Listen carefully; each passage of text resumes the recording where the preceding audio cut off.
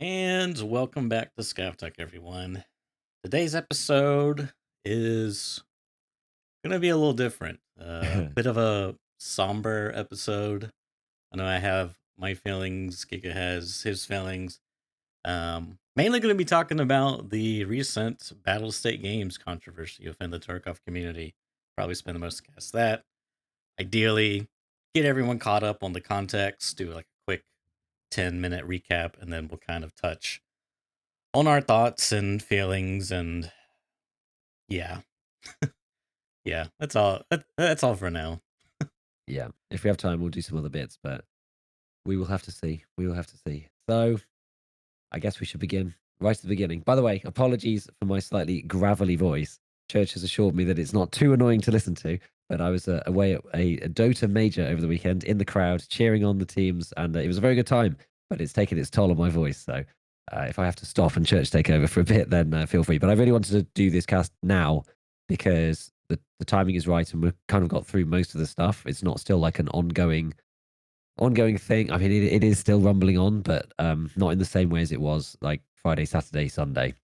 Um, so anyway, as most people are aware at this stage, BSG said that they were going to announce, they were going to drop a patch, basically patch 14.6, and we're going to start right at the beginning. And they said that the patch is going to be down for 6 hours, which is kind of unheard of. It's usually 4. I think we've had some 5s recently, but 6, everyone was like, "Oh, what's this?" Like, obviously, some people asking, is it wipe? For no reason at all. Like, it sounded like something beefy. And patch begins, and the notes get dropped. Now, the the the the, the biggest shame about all of this, right? I don't want to like. I want to go through everything piece by piece. But the Sure. biggest shame about all of this is that when I first read like the very first section of this, it says we present, the Tarkov patch notes, the Unheard Edition.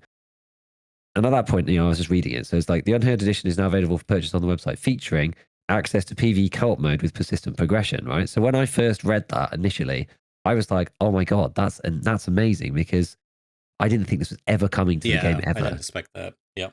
Which is like, oh, they said they were never going to do it, and Mm-hmm. loads of people love SBT. So Mm-hmm. like we've always said, like, why don't they just put a version in for people? Like, yeah, maybe it's Yeah. resources, it's part of their vision, blah blah blah. So the fact that this just came out of left field is like this is a huge W, which was then taken on a landslide down to the bottom of L Valley. So anyway, progress will not be reset with wipes. So like PVE as a standalone like idea is amazing, but then it comes unbundled with this Unheard Edition, right? Enhanced slash size of 10 by 72. I believe EOD is 62, I think. Yeah, anyway, it's bigger. Increased starting level of character skills, which, as it has transpired, is not all the skills. It's things like sniper and a few other stuff. So it doesn't matter that much. But expanded PMC pockets, so that your pockets are the size of a scav vest, which has some impact, especially on certain quests, like things like Punisher 4. Additional equipment and resources in stash. That's actually kind of nutty because it's like 1,000,000 rubles and a scav junk box, like right to start to begin with, which is quite, uh, it moves the needle at the beginning of wipe. Unique in-game ID, unique radio electronic item, mark of the unheard, which is like one of the items. I mean, we'll probably go through that in a little bit, probably, like rather than going through it now. But it's basically the start of the pay-to-win items that a lot of people had big issues with, it, especially myself. Yeah, Unique in-game melee because weapon, at yeah, the time we didn't know what we didn't this know what this meant. meant. Yeah, Mm-hmm. unique in-game melee weapon, unique in-game armband, increased mail retention time, more slots on the flea, increased fence standing, main menu background, free access to all subsequent DLCs, and access to ETS.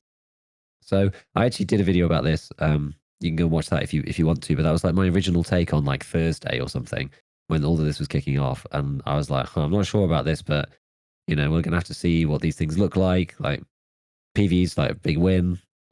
Bit weird that they get access to ETS because people normally have to like get invited in and then sign. And it's not an NDA, but it's like an agreement that if you leak it, you'll get kicked out. Mm-hmm. So like just to keep it secret.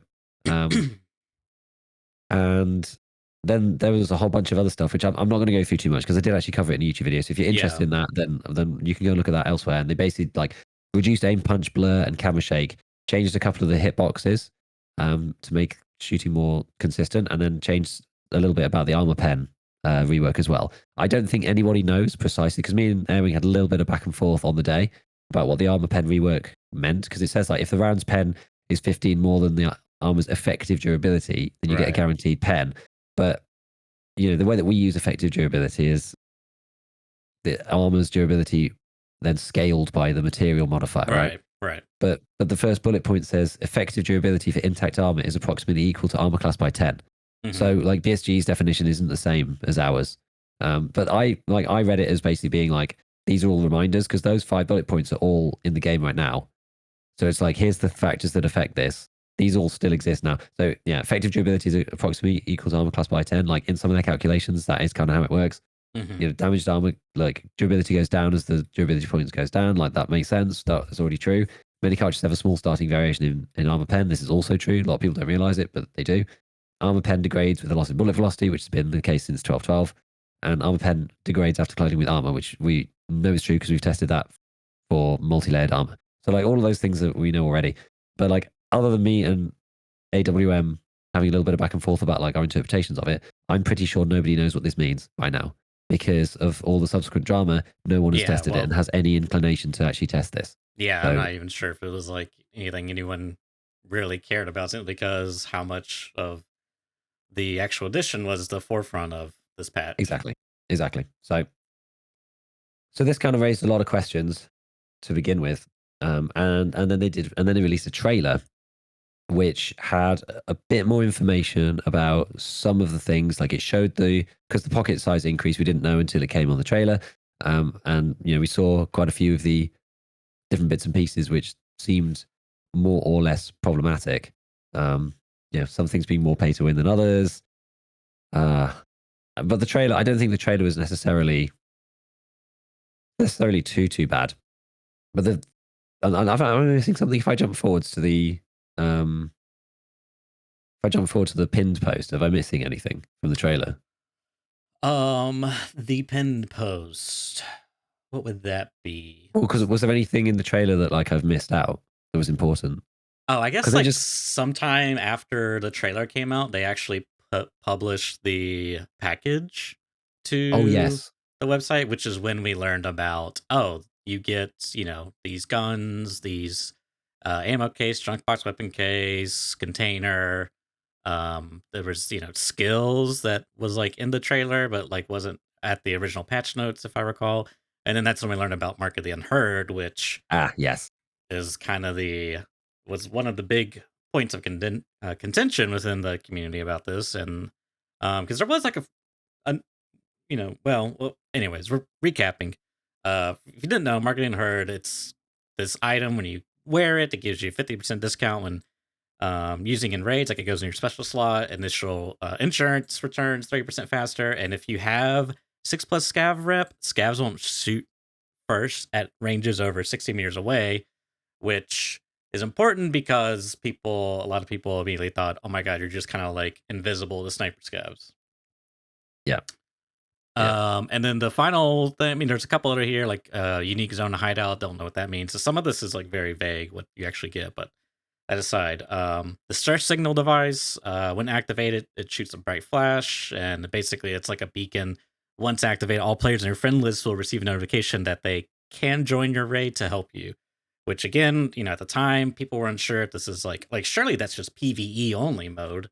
But I think through some channels or another, I guess people buying it to confirm it or something. It works on online as well. I'm not totally sure. Actually, I don't even think that feature's out. I don't think you'll have to help me here, Giga. I'm not even sure.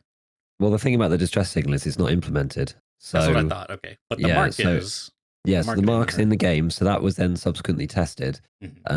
Whereas the distress signal just isn't even in. And as a lot of people have said, like, this is just dopey as hell. This is like Helldivers in Tarkov. You call people, and but it's just like both items have so many questions about pay to win, about whether it's useful, like whether it's not. Like a lot of people are saying about distress signal, it's like by the time that your friends load in, like you're going to be dead already. So ouch. Yeah, and I guess the big thing was this is all for the steep price of $250. Yes, and I think that is where things started to go really, really haywire. Yeah, that's when things went off the rail. Yeah, like because this entire package. Yeah. and this is an upgrade from EOD, right? So, so 250. Everyone was like, "Hang on, that means that it's going to cost EOD players $100 before taxes to upgrade to this version." Mm-hmm. And I think that's when it really started getting Yeah. nuclear, properly nuclear. Yeah.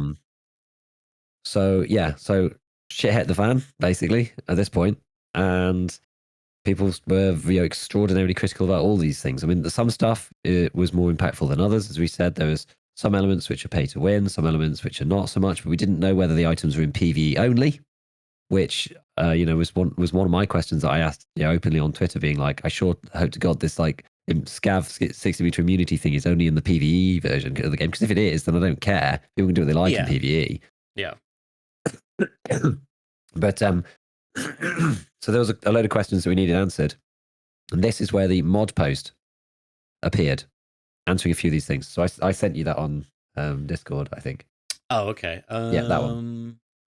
Yeah, in our DMs. Okay. Where did it? Oh, here we go. Yeah. So yeah, so this told us a few things extra, which made it even worse.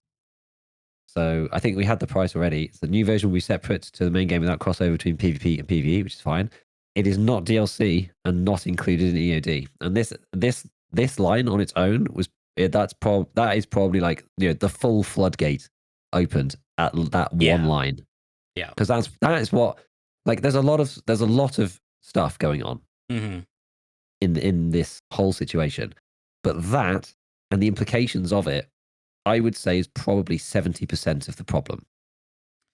Yeah. I think so. So anyway, I'll talk about that. We'll talk about that in 2 seconds. All quests are available. PMCs in game will be AI, which is actually kind of cool for the version. They weren't sure about the container version, but it subsequently turns out that it is the gamma. It's gamma. Mm-hmm. Extended pockets like the scav vest. Starting stash is bigger. Flea is separate. Okay, good. EOD owners can upgrade and retain all the EOD benefits. Like, I mean, that's a given, right? Like, what the hell? The perks persist across all versions of the game. Yes, your online PvP character will have larger pockets. And did it say about the items as well here? I think that was... Oh, they said there'll be no official comments on the 2 items. That's what they said so far. Full edition, if you buy it from nothing at all, was $250. Unheard Edition will override EOD, but subject to change. And any version will be able to upgrade to Unheard. So yeah, the fact that they said like this is not DLC and is not included in EOD, it is like it's just absolutely scandalous. Yeah. Like this is borderline criminal. This is when the community went off, like lost their gamers were completely. Gamers were being gamers. Yeah. And people were very upset. I think it was around this time that basically the official Discord had to practically be closed because it was getting spammed by so many people. It was moving like a 12,000 viewer Twitch chat without slow mode on. Yeah. It was just complete carnage. Complete. It was great actually, but complete carnage. Because that's fundamentally such a terrible thing to go back on, right? Because the PvE mode is, no matter what you decide to define stuff as yourself, it's very clearly DLC. It's clear. It's more clearly DLC than Arena. See, I would almost say the opposite, but we could get into that a bit later. I want to keep moving on through here. So we'll keep going. We got pretty much a lot of information. Everyone is freaking out. Then we got, I guess, I mean, I might be watching this a bit. So yeah, eventually BSG came out on Twitter. It was like PvE modes, unique feature to only available for owners of Unheard Edition. We will keep you updated for new features exclusive for your owners. People were not having it still. Sometime in between that, Arena there. So this is kind of interesting about the space, because like even now Nikita, he wasn't trending, but Nikita was like trending for a while. So it was like Tarkov, I mean Escape from Tarkov on Twitter. People were like, everyone was getting in on the action, you know what I mean? Like of course, as this is an ongoing story, eventually be picked up by like the big gaming influencers, Moist Critical, Asmongold, whoever else is out there. I think Forbes did an article on it. Like, I mean, it's kind of like grown, but anyways, dealing with the more minor stuff like Gray Zone Warfare made a bit of a comment, a joke about it, and this is all marketing stuff they're doing. It's a smart thing to capitalize on it. Same for Arena Breakout, but Battlestate Games posted, they quote tweeted Arena Breakout because they said Arena Breakout says taking in all the homeless shooter looter with a big wave goodbye from Tarkov today. We're here to welcome you to Kimona, which I guess is the city of this set in this game. I guess so. Well, they're their province or whatever. Sure. Yeah. If this video gets 5,000 retweets, 10,000 more, 10 slots will be added to our servers. Don't tell the boss. Escape from a blank, blank, blank, blank. Welcome to Kimona. And so they retweet it, Battlestate Games, saying, have a nice 20-minute adventure in a blatant plagiarist game, in and out, which is, I mean, it's just like, wow, I did not expect you to do that. I mean, it seems like you're kind of upset there. I mean, it's like, yeah, whoa. People were also not having it. I personally think that it was extraordinarily inappropriate to post that. Yeah. Like on the main BSG account, like Landmark retweeted it and was just like, "Holy, take the revoke the interns like Twitter account or whatever." Yeah. As someone pointed out in your chat, it was just hilarious to me that not just this post but other posts, Battlestate Games got community noted. Which is like usually stuff reserved for like the most ridiculous stuff on Twitter. But no, it's also applicable to a gaming company. Yeah. The memes just keep coming. So I guess kind of in between that, I just as a quick aside, they did do some event on the 26th. Maybe this was like the following day, whatever. 100% bots spawn rate, the logical way to post about it. People at this point, people are like talking about boycotting the game, which just means like not the big influencers not streaming it, whatever. At some point, I think Landmark was talking about it on his stream live with his audience. This is like almost like free content for a lot of the content creators. So apparently, if I remember seeing the clip right, I mean, I tried finding it, but I honestly couldn't find it. I probably should have just looked on his Twitch. Anyways, he was like talking about the controversy, and he was like looking at the EOD, and this is all about DLC and stuff. And I guess him or someone in chat pointed out that during all of this, that they removed the word unique from the secure container. I don't know if you can see within this window here, but I'll try to squeeze it in. Anyway, so I guess him and like Logical, because Logical is his moderator, tech savvy person. He pulled it up on the Wayback Machine, and sure enough, it's like in the old. I think the one in the background is the Wayback, or no, sorry, the one in the foreground is the Wayback Machine. I don't know. One of the I can't remember. I'm getting yeah. The foreground one says unique secure container 3x3, and then the background one is what it is now. And says secure container 3x3 without the word unique. Yeah. Because it isn't unique anymore, because now the Unheard Edition has it. The Unhinged Edition. And this allegedly happened live on stream. Like the comment Landmark made was like, they're watching the stream chat, which is kind of crazy. So yeah, how am I doing, Gig? Am I skipping over anything? Good. No, this is good. This is good. All right. It's hard. It's complicated. There's a lot in here. So I think by this time, again, this looks like the 26th. So Nikita makes a post on Reddit, and yeah, this is Nikita, and oh yeah. I guess I'll just quickly read it. Hello, Tarkov and honor owners of the EOD version, and their I had to look this up. What is it? How do you say this again? This word? Indelible. Indelible. I don't even think that's something you'd use in that context. Okay, it just doesn't make any sense. But interesting. Yeah. Okay. ADHD's taking over. I want to. What does it mean? Again, I forgot. I'm gonna have to even go and look it up myself. Oh, it had not to be forgotten or removed. Not able to be removed. Like an indelible pen, like a permanent marker. Yes, like this was. But like you, I've never heard anybody use it in this context. Yeah, I mean, I don't know if I've ever heard that word used before. The Drones of EOD Edition and their indelible importance and role in the EFT universe. We plan to add following new unique features to the EOD Edition. Faster return of insurance item, increase personal trader buying limits by 20%, increase basic PMC karma when it is implemented, access to unique hideout craft, access to increase basic charisma skill, special quest line with increased pocket size as a reward, ability to skip 2 daily quests per day free of charge, unique dog tag, unique armband, unique set of clothing, unique legacy device, whatever that means, high priority matching for EOD owners for 6 months, access to offline POV for EOD owners for 6 months. We provide those changes and additions as fast as possible. Temporary access to PvP will be provided soon as we reinforce the server infrastructure of that particular game mode for a wider audience, because we use totally different servers for that, and now there's a really limited amount of them. Thank you. Take care, dev team. There's so much I could say about this, but just to give you the cliff notes on community, nobody was really having any of this, and also high priority matchmaking. What? 6 months? What? And access to PvE offline for 6 months. Not having it. So nobody was buying it. Hashtag boycott BSG was still in full force at this point.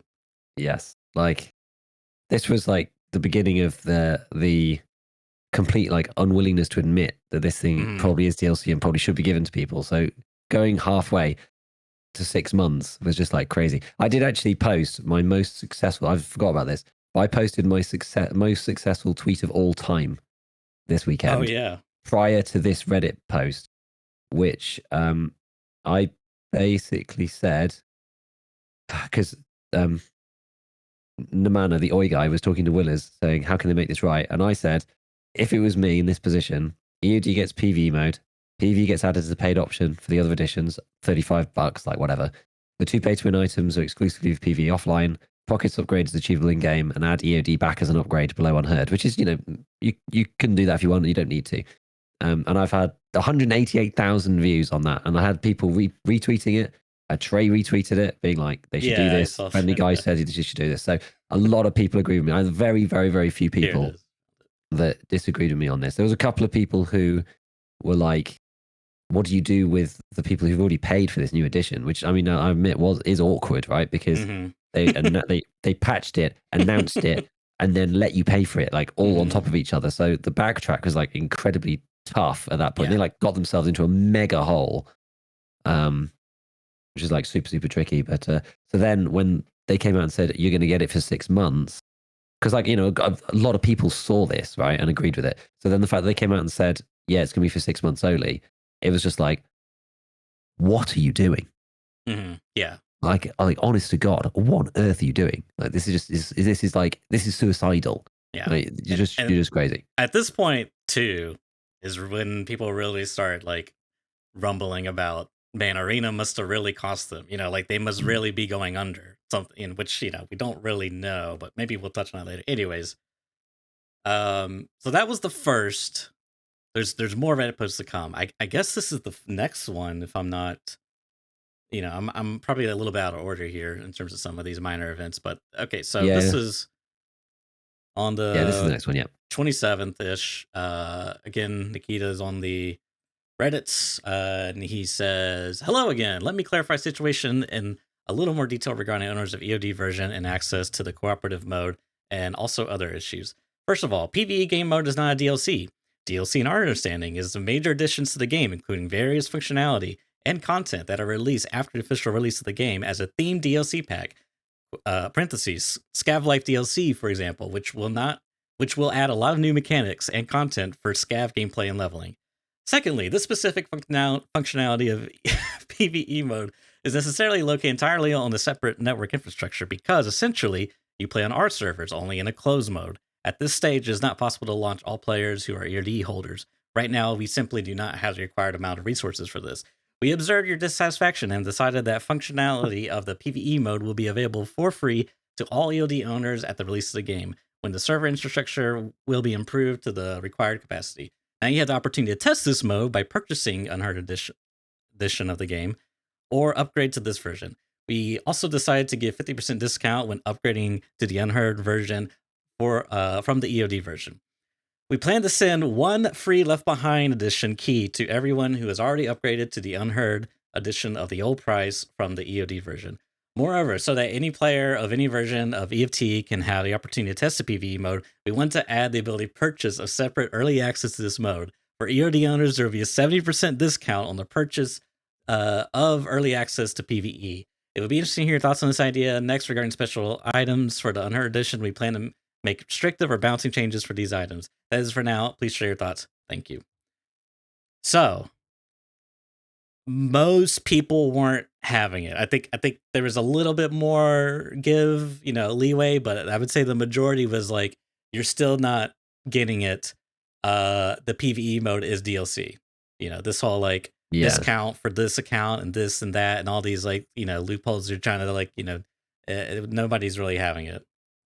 Yeah, I think like there was kind of a contingent of people with me, because I was actually probably one of the more lenient people on this post because of the way that I see it, and being like, I don't actually really care about PvE like that much. Really, it's about the principle of getting it. Yeah, and with this the principle post, is the important part. Yeah, and so I was like, with this post, I will get it eventually. It is coming to the game. I don't have to spend any more money. If you want it early, then like you can pay. Like it's still not. It's not good. I was like, this post was like, for me, it was like, on a scale of 0 to 100, and they had to do 91 to fix it. This was like 91.2 or something.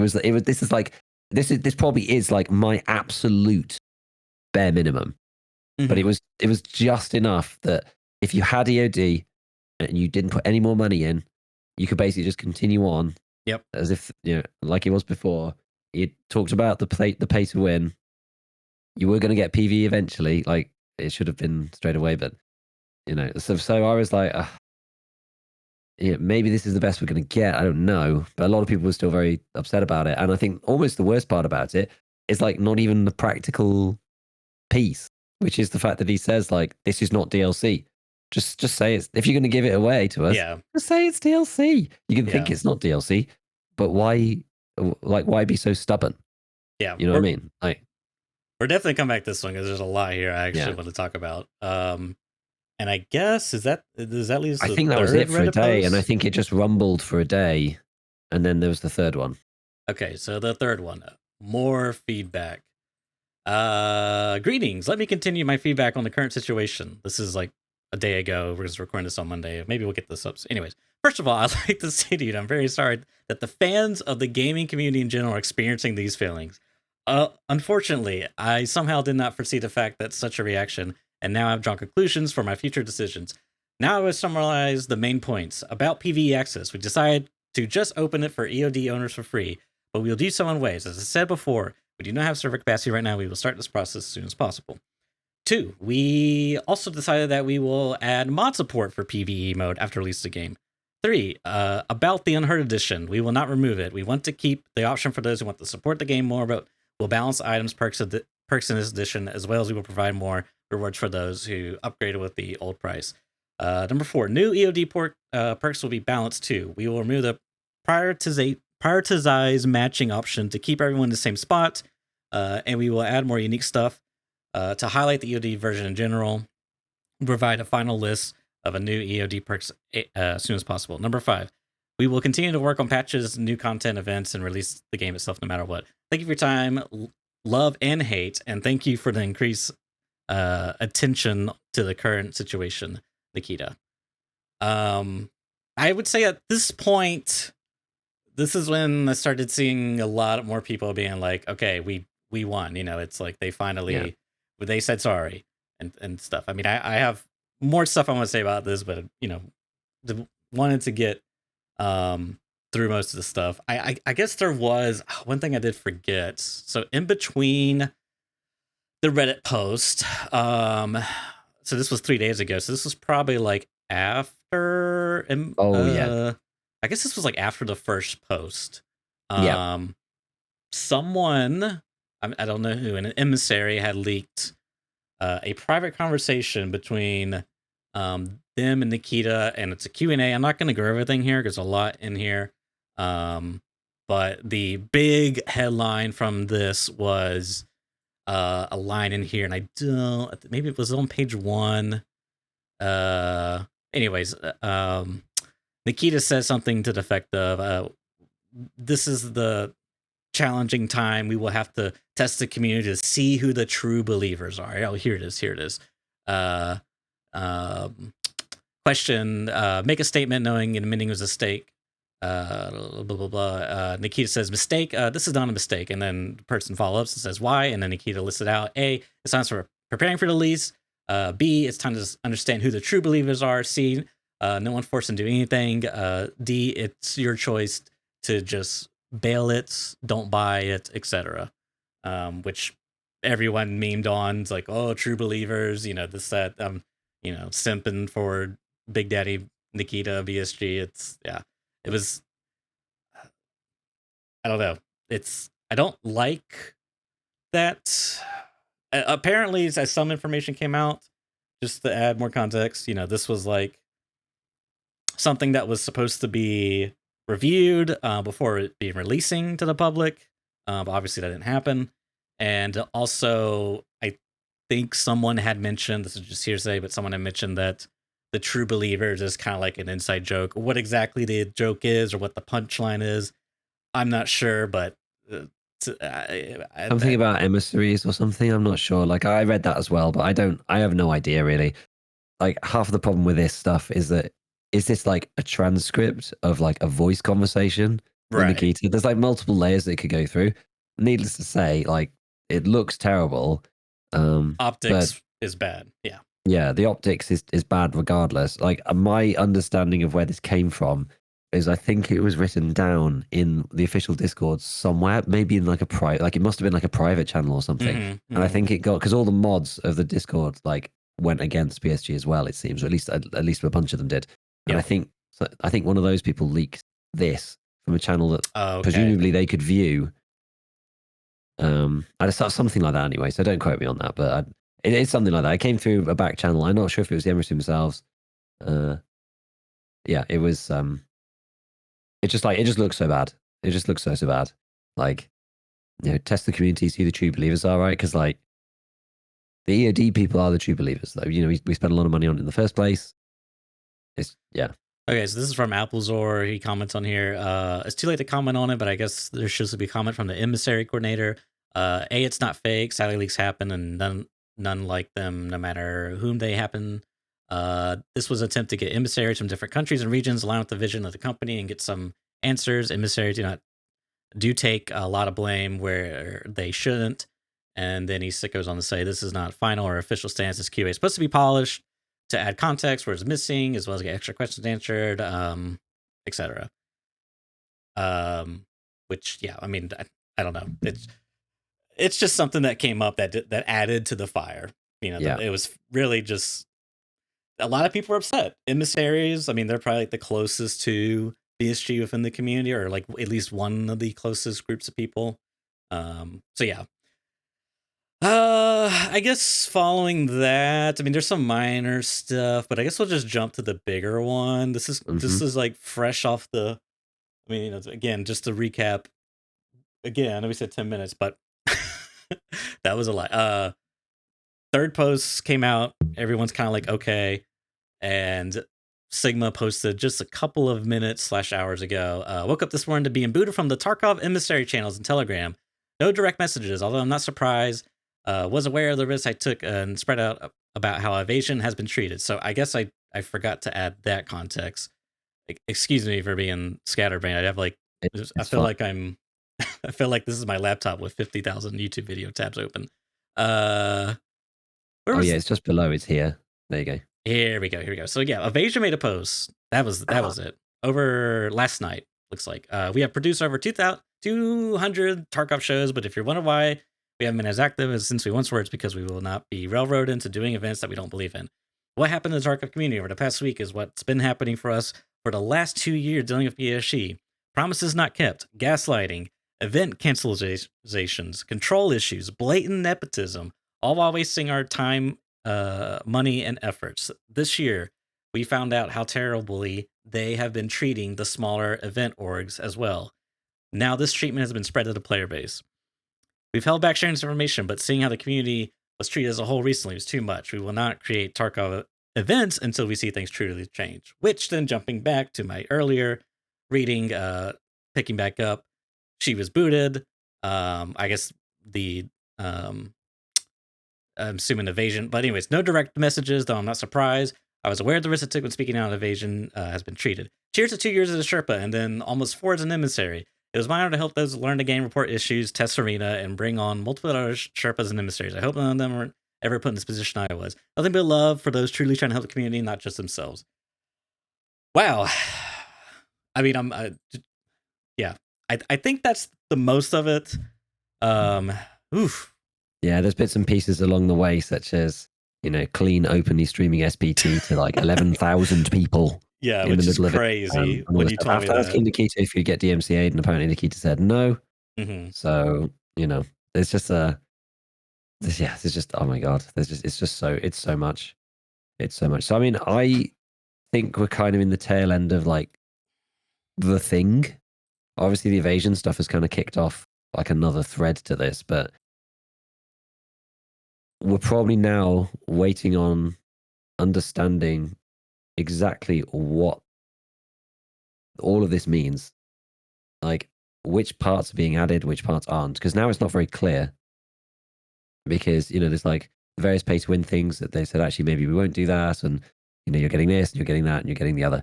It kind of remains to be seen what we will get. Because, like, most people have said, especially about the EOD stuff that they like rolled out in panic, that they don't want the pay to win. They don't want the extra 20% ammo purchasable. We don't want, they already said about the priority matchmaking, but we don't want extra rep with this or what. Like, we don't need those things. Like, we just want what we thought we paid for, which was access to basically all the game's features that come with the game, and all the extra features that come with Escape from Tarkov, the video game. Like, if it's introduced to the game, EOD should get it no matter what, basically.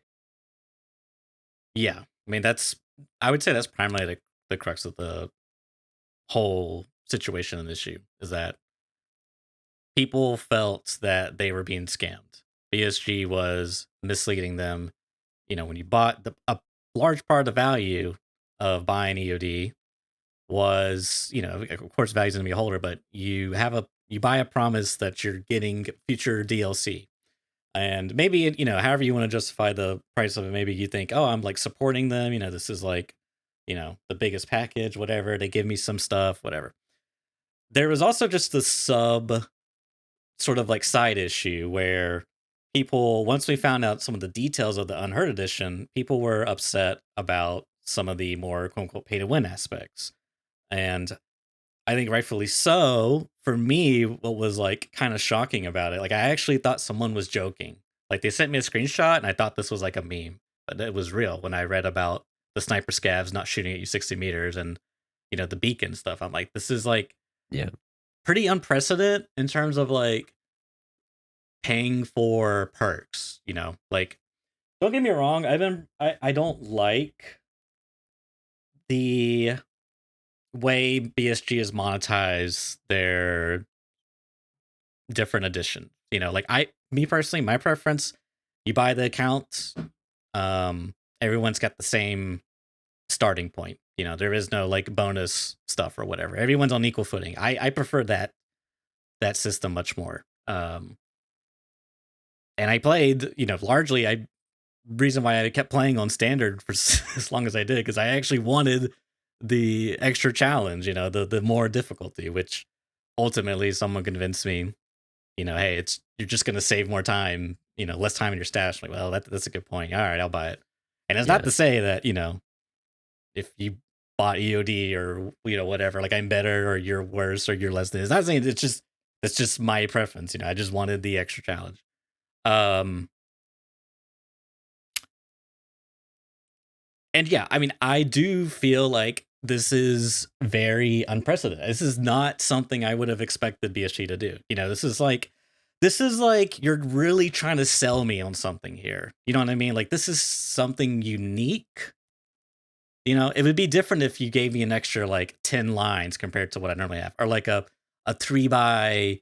It's a new container. It's not actually better. It's just different. Maybe it's like a 4x1 and it has 2 single 1 slots, or so, you know what I mean? But this is like, okay, we're actually going to create a brand new exclusive feature for this edition.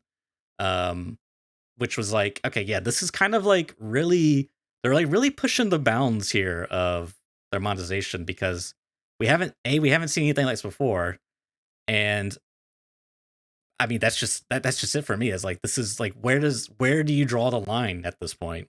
Yeah, yeah. Like what's really weird about the whole thing, especially about the items, like the scav shooting thing, is that it turns out it's not actually that good because when you have it on, if you kill scavs, you actually Mhm. lose scav rep. So it turns out after people have tested it, Oh, can you and I toggle it think on and off? I don't think so because it's in like a special Okay. slot. Maybe you could take it out the special slot. I don't know. Either But like way, I'm just either curious. way, you lose scav rate when you kill scavs, and I think you get like less experience from them or something. So like it ended up not being something that's actually like that great. But they didn't say that. So when it first when it first came out, it looks like really crazy. Mhm. Um, so yeah, I don't know. I'm not sure. It's very very weird. The whole thing's just like super super strange, and nobody wants these pay to win things, right? Like I've for ages I've wanted them to put the ability to like when you start your character that you choose to have the EOD perks or not. You know, to be able to play Oh, standard or play interesting. EOD. I Yeah. would like them to do that. You know, that's something that I'd like. When people don't want more pay to win, like it's just not. It's not good. It's not good for the game, and it is weird, right? And this feeds into the whole thing of like, why do they do this? Now this is it's not necessarily out of character for BSG to be like shady and like doing things that just like suck because that happens sometimes. But Nikita's pretty strong on his vision of the game, and pay to win is like not part of it as far as we understand it for years. Yeah. And you've got stuff like in all the things like Nice Guy never said specifically why he removed Tarkov from the name of his channel. He said that he was doing that, in solidarity with the community slash like to make a stand, Yeah. but it was because he had spoken to him directly, and in his words, he said it was like speaking to a different person. Hmm. So he was like, "I don't know what's happened. Something is different. I don't know." And I think all of that led people to think like, are they financially in trouble? Like, do they need this? Like, is it actually desperate? So I don't know. Like it's complicated. You never know what's going on behind the scenes. But yeah, it's like all of that, and then combined with the price.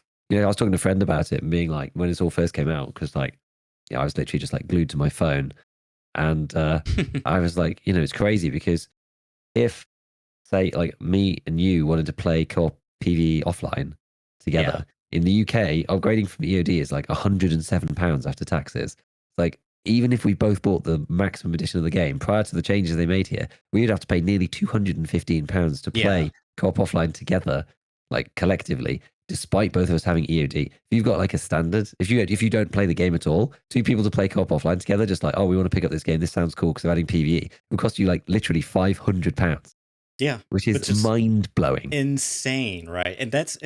I'm so glad you brought that up because that was the point I want to touch on was exactly that. The price is like pretty absurd. Like there's definitely a fairly decent market from what I've seen of players who either like bought and played the game and didn't like it, wasn't for them, and B, people that like won't play the game because of PvE. They want a PvE or sorry, PvP. They want a PvE only experience. And Tarkov SPT kind of substitute that, but playing with friends would be so much more great. And how many times has the feature been requested from the community? It's been probably like every other Tarkov TV cast it gets asked about.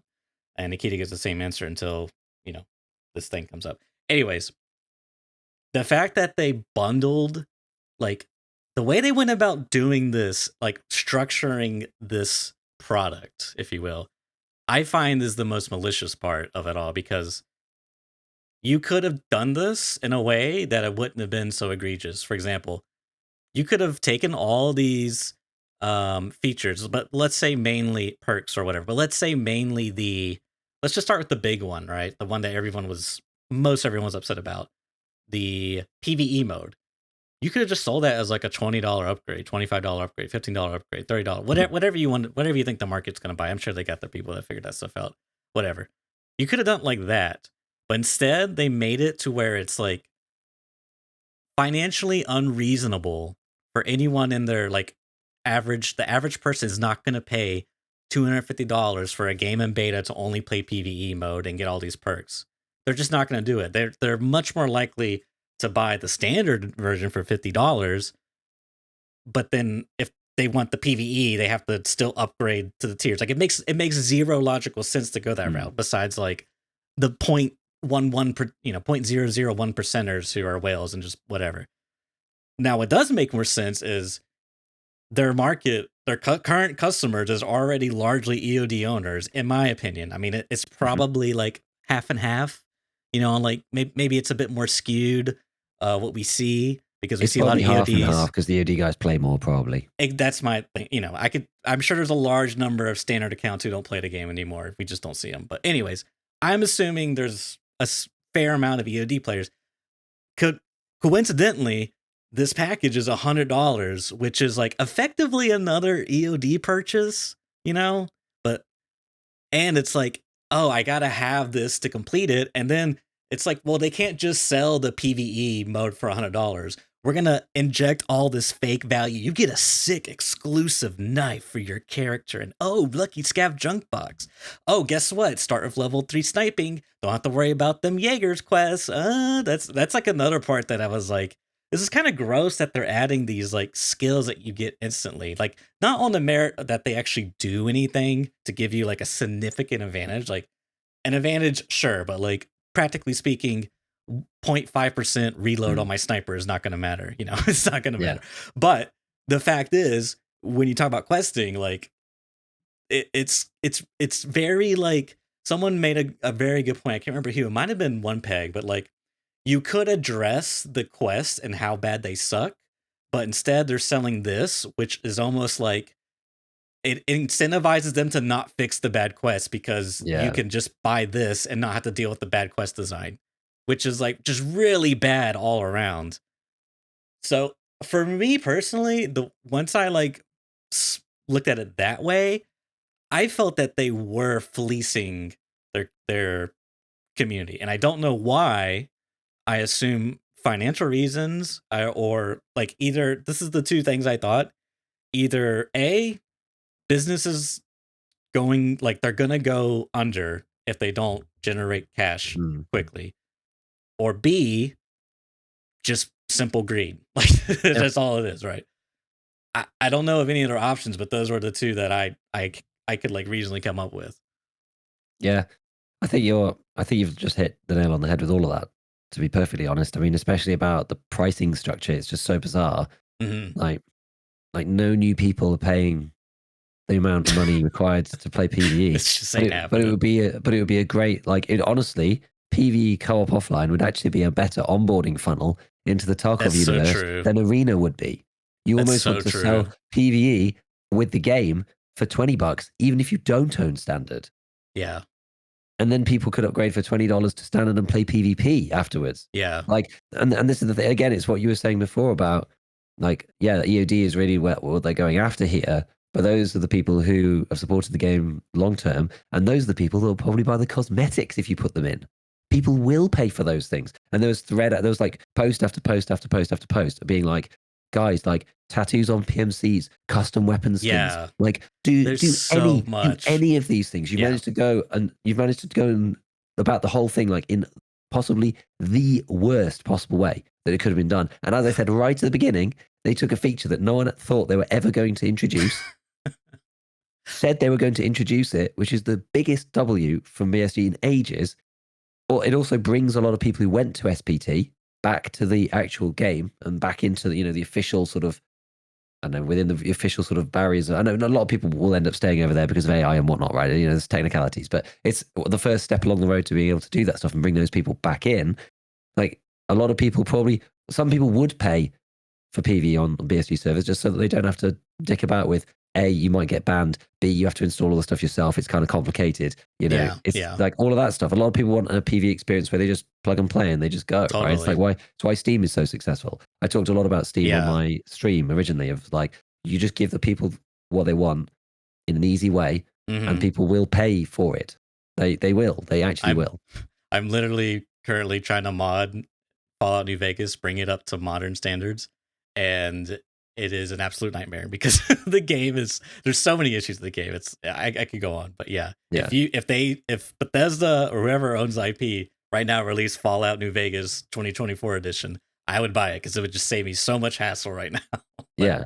And I was talking to like my friends as well, and we were talking about like, you know, from my friends group, I think like 50% of people probably would, like from the standard account, would probably pay $20 to play PvE offline. yeah, Because a lot of for people sure. still like the game, but don't want to sweat it. And so it's just not worth playing it at all. Mhm. There's a lot of people out there who are in that mode of like they've looked at the game in the past and have dropped it, or they have the game but they don't really have time to commit, so they don't play it. There's actually a huge untapped market for BSG there Yeah. of those people that you can monetize, and then you get everybody else with cosmetics because they're happy to do that stuff. You know, like military kits for, or sort of, you know, maybe not a copy, but I don't know about whether they get in trouble for licensing. I have no idea, but like they don't seem to care about that anyway. But like, you know, if you could have like the British PMC gear, like US forces one, Australian one, like Czech forces, Austria, Germany, whatever. Like people love to rep their own nationality with like, you know, UK, like Union Jack on the sleeve. Like I'm not a cosmetics guy. I would buy that. Like, so there's millions of things they can do. And the fact that they managed to make the biggest win in ages, PvE, into like the most extraordinary L of all time across gaming within this week is like it's mind blowing. Honestly, it's mind blowing the miss on the whole thing. Oh, I have so much more to say about this. So, God, where did I even start? All right, so I'm going to say something that's probably going to get me some trouble, but I'm going to say it anyways. When we're talking about emotions, you know, like what's at this point, you know, once I sort of piece this together, I do feel very like I have some like distaste, like you know, I don't even know what to say. Like it's just like I'm like like I told Giga I was like partially flabbergasted, but like at the same time, like it kind of makes sense that they did they did another package and it's kind of similar to the previous stuff they did. But I was just flabbergasted at some of the like, you know, the DLC debacle and these like new perks, quote unquote, scav sniper, you know, what anyways, beacon teammates, like it just like I was just couldn't believe it. But what really got me was when we're talking about, you know, because I was actually kind of surprised to see how many people were on board of like microtransactions cosmetics, because from my experience, anytime that stuff got talked about in the past, it was like heavily like discouraged, like almost like hatred towards it. You know, like the picture I want to paint is like, no, that's what X company does. You know, that's what EA does. BSG is different. They're unique. They're special. I love BSG, and there's that we don't need to do that. You know, and like I understand the fear there because there's absolutely a world where, you know, I've actually played these games before.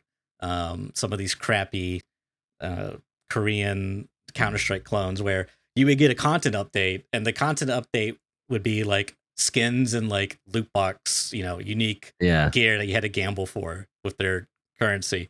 And I was like, oh, like you would be so like the day you got a actual patch with like content outside of skins, like a map, it was like a great day. You know, it's like finally something for the free to play gamers. But so I almost have some like resentment towards the community, you know, because there was so much like fervor, a strong fervor stance against microtransactions, where I personally felt like if we wanted to keep playing this game for another 5+ years and BSG is going to release this and support it, like they're going to have to do something to make this sustainable long term. As a bit like at the end of the day, it's a business. Like I love the game and the passion and the art, but like I also want to be able to keep playing this game, you know, like so. And you remember that one? This was like either during like a 12/12 interview, or I can't remember, but it was Nikita, and they were showing off the Woods Emercom, the Woods expansion, the new Emercom area.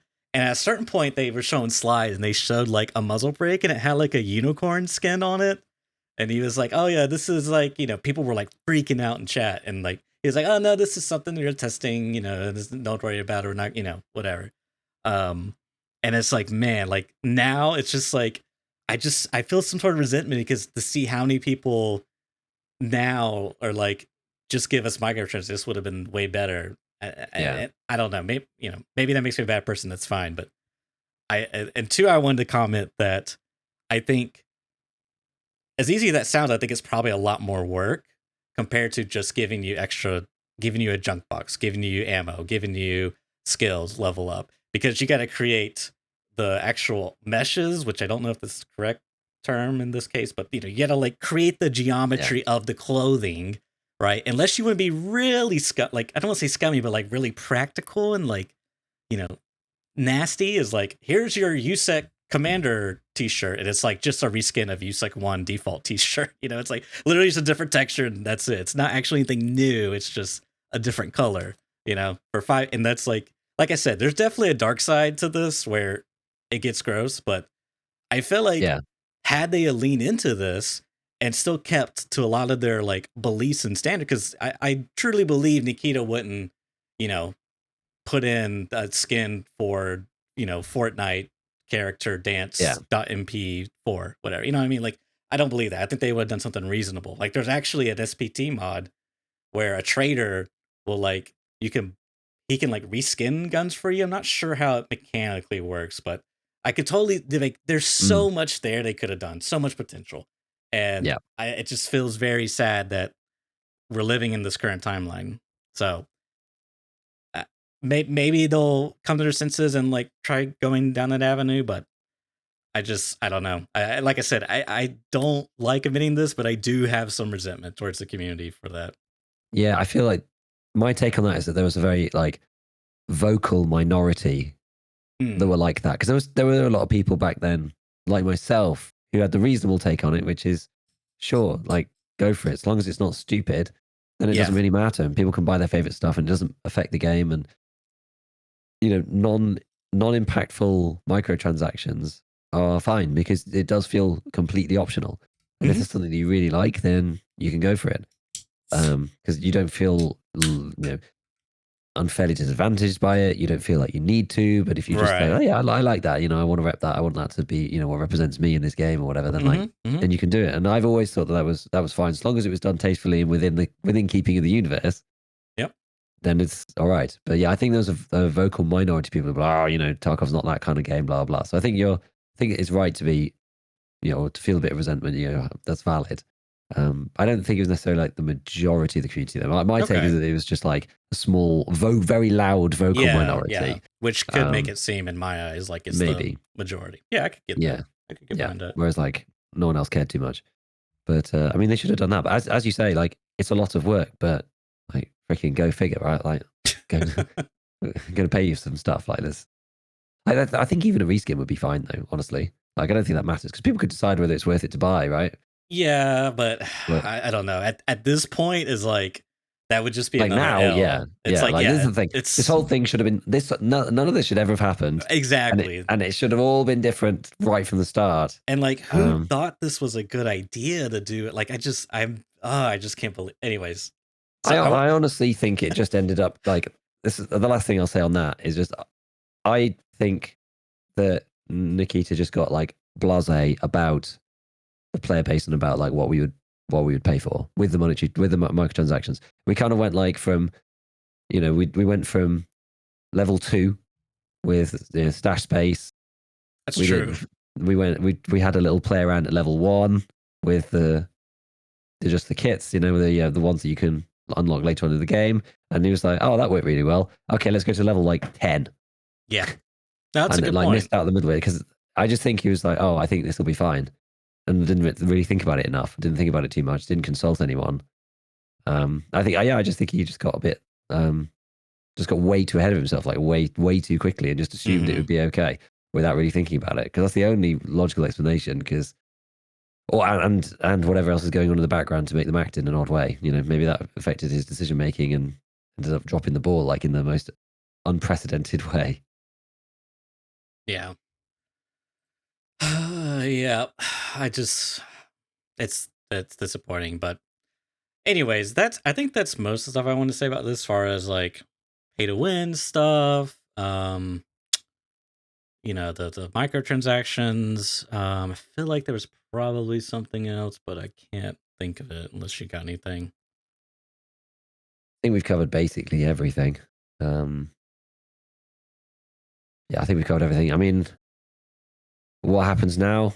You know, again, we have to see the full list of what they're actually going to do at this point.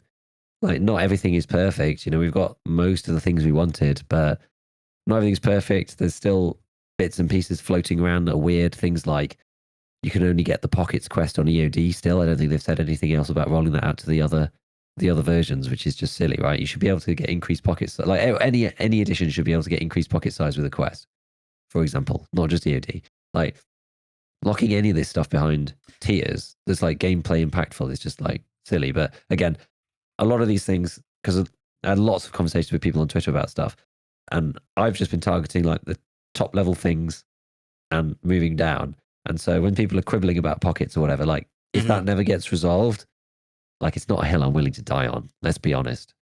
It matters, but it doesn't matter enough to ruin the game for me. It probably won't ruin the game for the stand account people. Like it's annoying and should be dealt with, but it's like, okay, I can accept it, as something that is just not going to get changed if that's the way it goes. There's a bunch of stuff like that that's still lingering around the bottom of this cesspool of crap that we've been in for the last 3 days. Yeah, it's just, I mean, I agree, but like the gamer in me does not like that stuff at all. Like, Yeah. There's already enough disparity in the world in general. The last thing I want is like that to like also influence the game literally as I play. Like, you know what I mean? Like it sucks.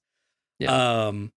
One thing I do want to touch on that I reminded myself of is the whole DLC aspect of this, which, to be fair, I actually was like kind of forgot that Arena was DLC, which when we like were going over the timeline earlier, we talked a little bit about this, but we said we come back to it. I almost feel like I don't know. It's just hard because like Arena always in DLC? Because I feel like at one point there was like a bit of like uncertainty and people were having a lot of rumblings in community about this, and then BSG were like, oh yeah, don't worry, it's gonna be in DLC. Am I remembering that correctly? Yeah, like the original stance, which was tentatively provided forwards, was that EOD owners would not be getting Arena because it's a separate game, and that started to right. lift off into like, hold up, what do you mean? And then they went, actually, okay, we've changed our mind, and that they did deal with that quite quickly. Mm-hmm. And so most people have forgotten at this point because it was a while ago now. But And they originally, if no one had said anything, EOD would have had to pay for Arena. I personally will say, I feel like that for me personally, that would have been an easier sell. That Arena is a separate game, that this can't be a part of DLC versus this PvE mode can't be a part of DLC. Like for me, that's an easier sell. But this is just like absurd. Just like, and if you think about again, the whole thing about this, I feel like could be summed up with just the word optics. If you think about how that happened to Arena, they removed EOD, right? And then this new edition comes out, and guess what? This PvE mode's not in EOD. So, like, you know what I mean? Because if EOD was still around, you would have to put this in there if it was like DLC. So it's just like the whole thing is just it's very scummy. It's like the other word I just could not get out of my mouth. So, yeah. Jumping forward a bit, there's a few other things I wanted to touch on.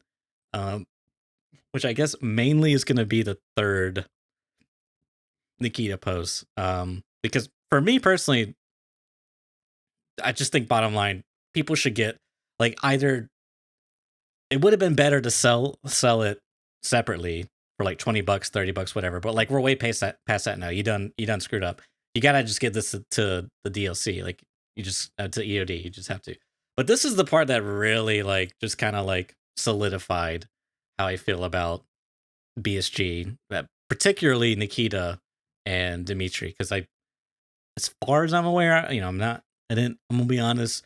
Doing research on some of this stuff isn't at the forefront of my priority list, so forgive me. But I believe Nikita and Dimitri are co-owners of Battle State Games, but so they're the ones I point towards, because you just can't convince me that someone in their financial department or marketing department cooked up this Unhinged Edition scheme. Like this absolutely came from the top down, whoever that may be. So when Nikita makes this their post and he says, let me continue my feedback. Actually, I just reminded myself of something else. I'm going to jump back. The first original post, okay, already kind of set the tone for me. When he opens up with like, hello, Tarkov citizens, like, I don't know if this is the right word, but I just felt like I was being patronized, like almost like, hello, fellow community that I'm totally engaged with and love you guys. How's it going? Best friends, like the tone there, again, the optics, it really put a bad taste in my mouth. So that was the first post I had to jump back to give you the context of like how I'm like feeling as I'm progressing thing. Because truth be told, and a lot of people have mentioned this, I'm probably not going to play the PvE mode. Like I really don't care, but it's the principle, right? Because if you let them get away with this, then it sets the precedent that they give with other things. And then the other people see that like, hey, that game made a lot of money. And because we live in this capitalist society, it's like money's good. We don't care if it's good or bad, blah, blah, blah. Let's go sell the thing. And then they're going to sell the thing. And then it's like, oh, everyone suffers. So like, you got to stick it to the mid. So anyways, jumping back. Let me continue my feedback current situation. First of all, I like to say that I'm very sorry that the fans and the game community in general are experiencing these feelings, which is hilarious. He calls out the game community because by this point it's like blown up mainstream news outlets. Well, not news outlets, but like Forbes has picked it up, a couple of different gaming outlets, big influencers, etc. When I saw this, I did not.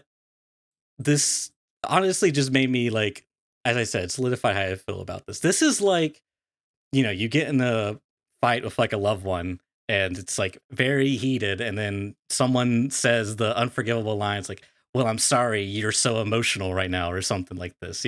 This is exactly how it reads to me when he says, I'm sorry that the fans and the gaming community in general are experiencing these feelings. And it's just like, man, Nikita, how, of course, Nikita doesn't know who I am. I'm just so whatever. But I just feel like when I try to think about Nikita and relate to him and like how he might be feeling going through this, whatever he's experiencing, whether it's like people on the Tarkov TV, the chat saying cheaters a million times, or him in the Peste interview looking like he's like zoned out, whatever. It's just like, I try to like give you the benefit of the doubt. I try to relate with you, try to like empathize with you. And then you come here and hit me with this fake apology. Like it's not even an apology. It's like a backhand. It's just like, I'm just like, I'm done. Like you just like, you've said what you've like came out, you showed your true colors. It's just like, yeah. I'm done. Yeah. It's like, It is crazy, right? And this is why I say all the stuff here that he promises, just like, it don't mean jack to me. Like until it's in the game, I ain't buying it. You know what I mean? I don't believe you. I think that's the thing, right? Like the trust is just non-existent, and it will take them forever to even build it back up to like half of what it is or what it was before. Like it's one of those things where, and I've said this to lots of people, right? There's lots of people who are like very hard against the wall, like nothing will ever be enough. PSG can never apologize enough. The game is dead to me, like, and that's it. And I'm like, that's fine. That is fine. It's okay to feel that way. And if you never want to play the game again, that's also fine. Some people will play the game. Some people still enjoy the game and separate BSG from Tarkov in some sense, at least. Like, me playing the video game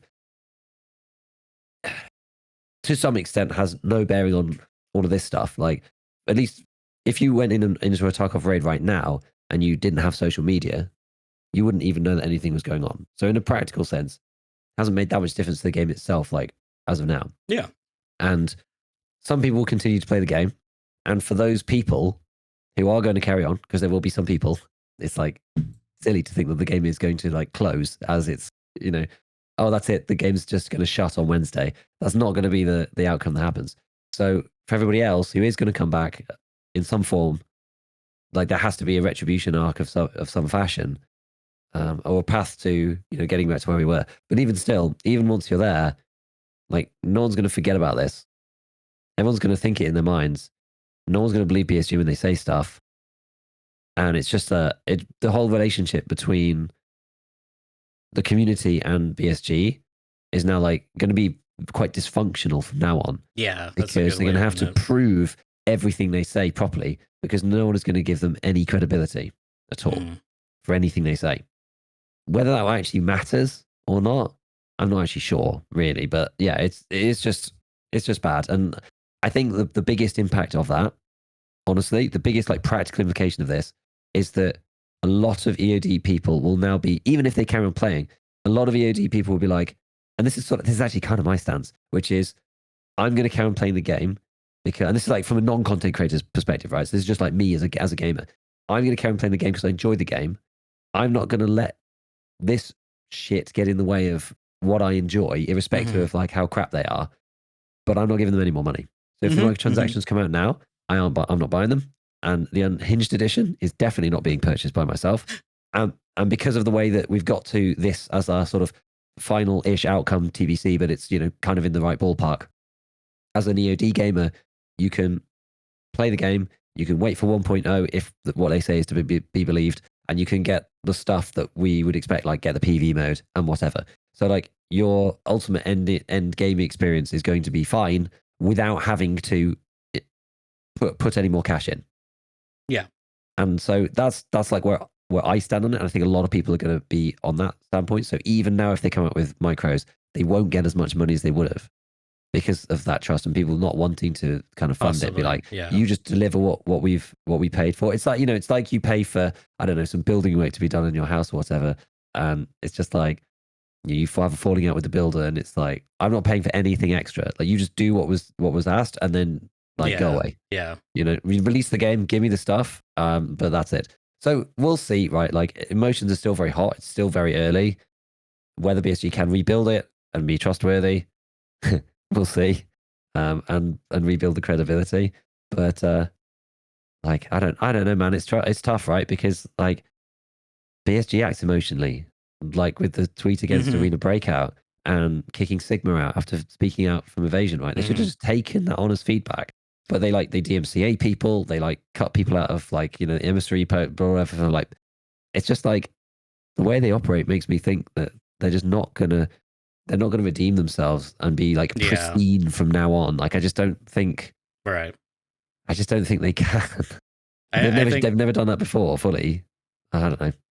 Yeah, I think that's the shame of it all is that like, especially Nikita here, because he's kind of like the face of it. Like he had a real opportunity to do like to turn this around, and really like honestly, if he had came out and said, guys, I'm going to be honest with you guys, we launched Arena, we invested so much resources into it, we did marketing this time, blah blah blah, we really thought this was gonna like hit out of the park and it's gonna like finance our next couple of years. Unfortunately, things didn't go as planned. We're dealing with some financial struggle here. Here's what we need to do. We need to like fund. Here's our plan of action to get back on track. Here's this edition. Okay, tell us what you think. Give us your feedback.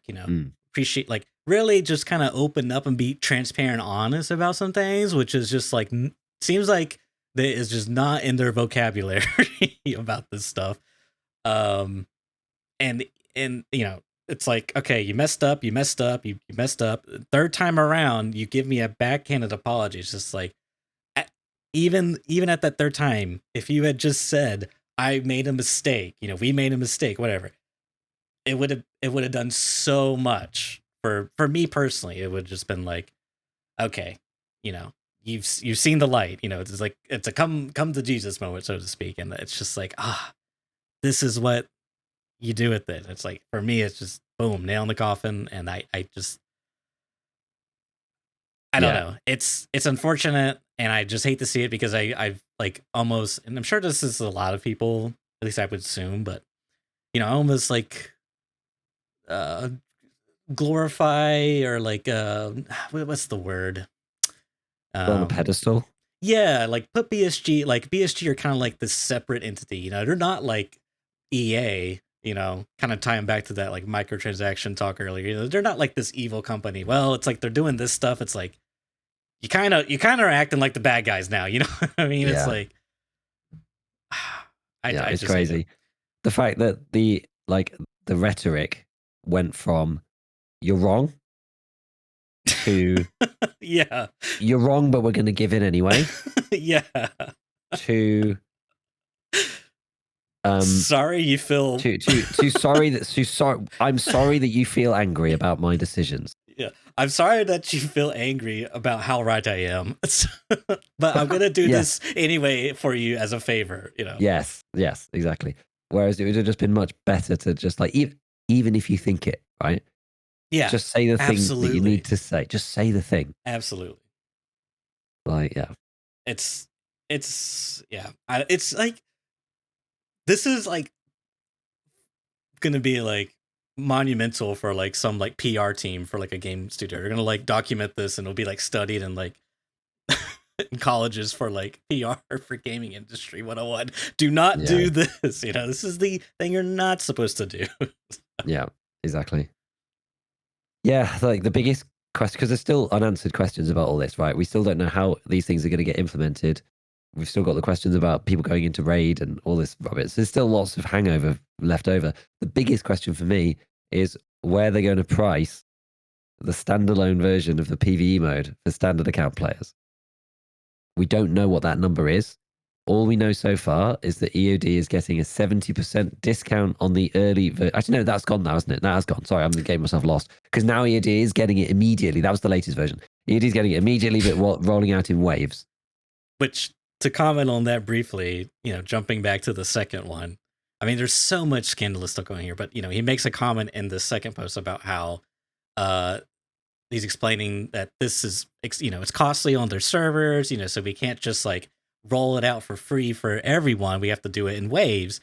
But then he comes out here and on top of that, he's like, but you can buy it for 50% if you're, EOD on the Unheard version, or you can just buy the PvE mode for 70%, which doesn't really add up, because if he's saying that we can't just release it because of servers, but you can buy it, here's these, significant discounts, 50% for the Unheard, 75 for just the PvE.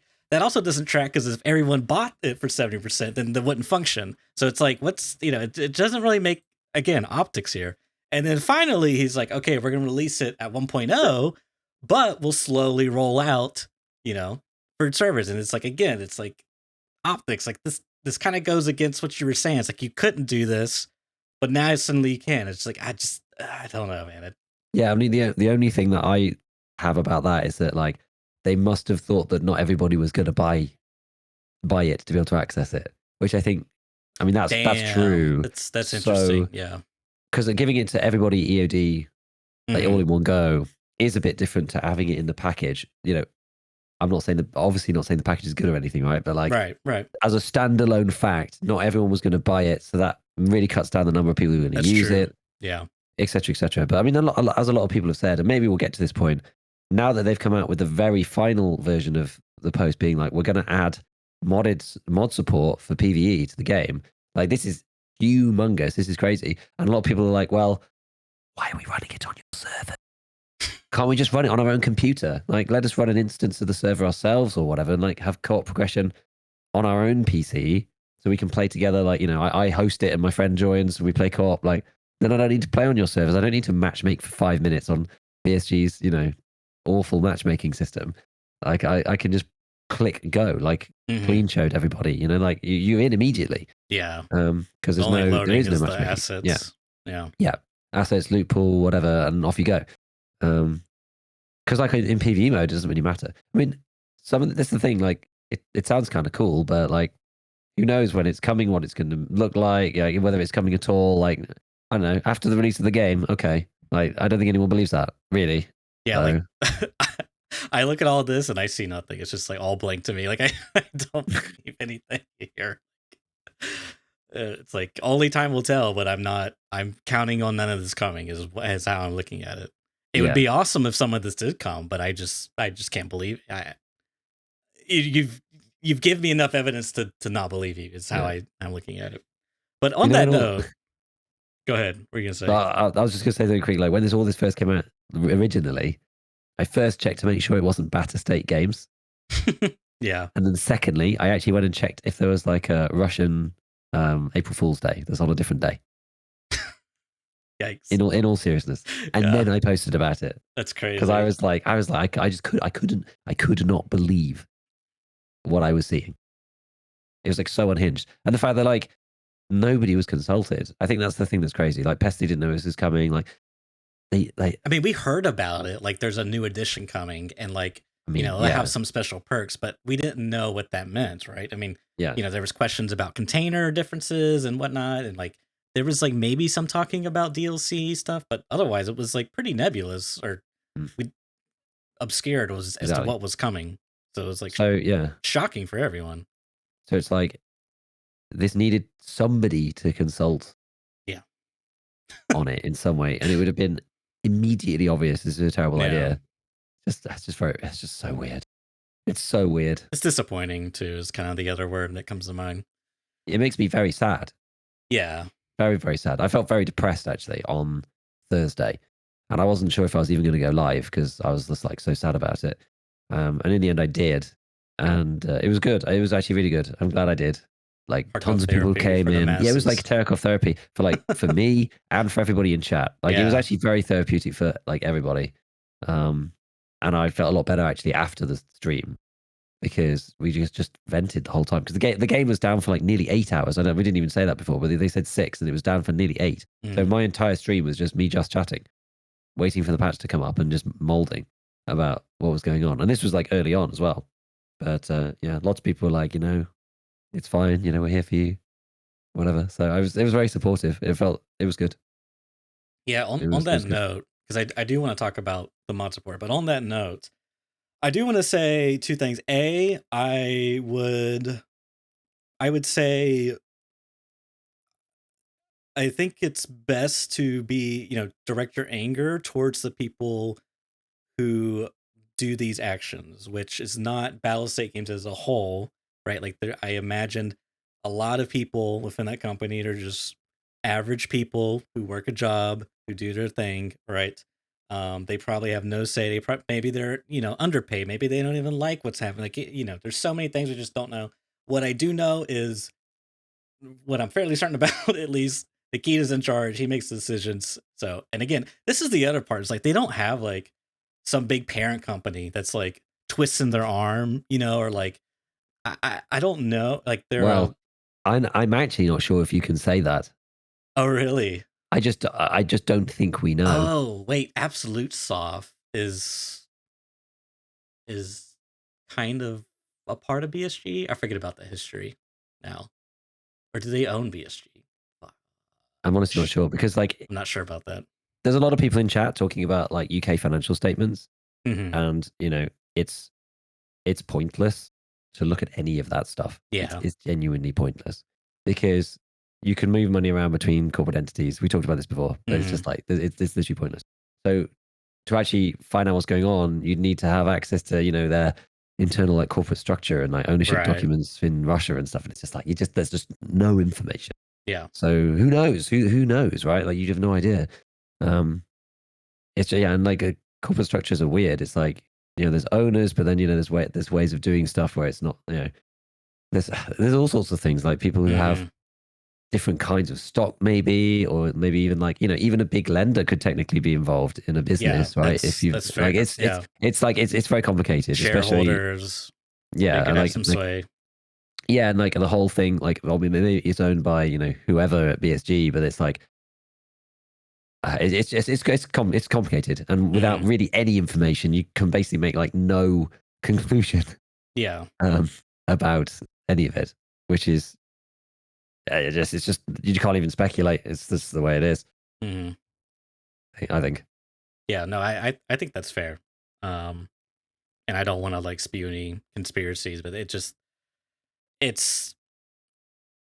that's all I wanted to say. It's just like I think the anger should be towards the person who has the final say at the end of the day, and if they're Yeah. gonna choose to act how they are acting, then that's on them.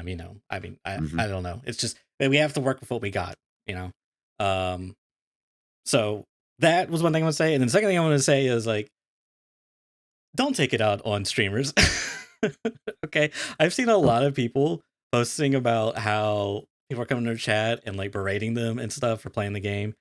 And you got to realize like the streaming space and like the content creation space, it's like 1% of the people, like probably like 10%.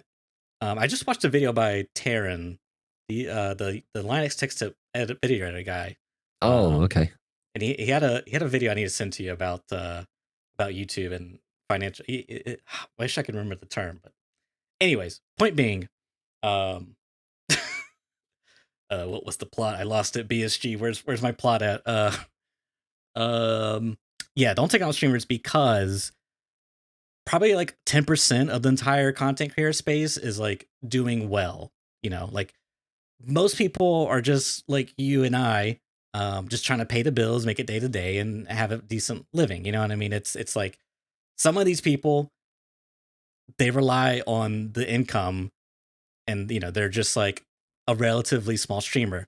10, I mean, honestly, if you got like 5 or 10 viewers, you're probably bigger than half the people that stream. Like it's kind of crazy how top heavy it is. So when people like, for example, Landmark, um, stop streaming in protests, if you will, that's great for them, and that's great that they can do that. But not everyone has the capacity to do that. So please, I encourage you to not take it out on every streamer you see streaming the game. I understand you're upset or we're upset or whatever, but it's not helping. It's not doing anyone a favor. So Yeah, it's tricky, isn't it? Because and on yeah, that note, I'm sorry. I'm just glad that the people who were able to do it did it, because they have people like your Landmarks or whatever. I didn't really keep up who was boycotting what, but I'm assuming, I think Landmark played a couple different games, and anyways, whatever. Point being, I'm glad that he did it and he did what he did, because he has a very large influence. He's essentially marketing for the game for BSG that's free. So him bringing more attention to dissatisfaction is bad business for BSG, which is bad press, which probably led up to, I mean, literally Asmongold has a video where he's interviewing Landmark and Landmark's laying it all out for him. And then probably some journalist picked it up and now an article gets written. Like it's all, I'm sorry, but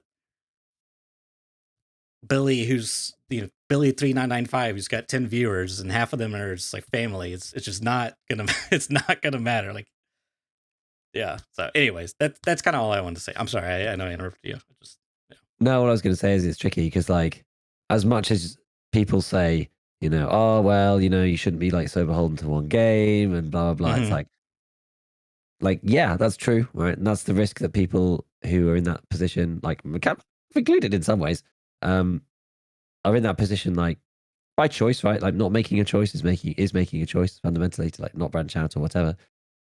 So it's kind of on them, but those people do suddenly feel very stuck in that particular situation, especially if you're a streamer, because you can't stream the drama like the whole time. It doesn't make Yeah. sense. Like, yeah, for me, it's a little bit more flexible for me because I can still like cover it like twice weekly if there's like ongoing drama or whatever without necessarily having to stream. Like, I don't really need to stream.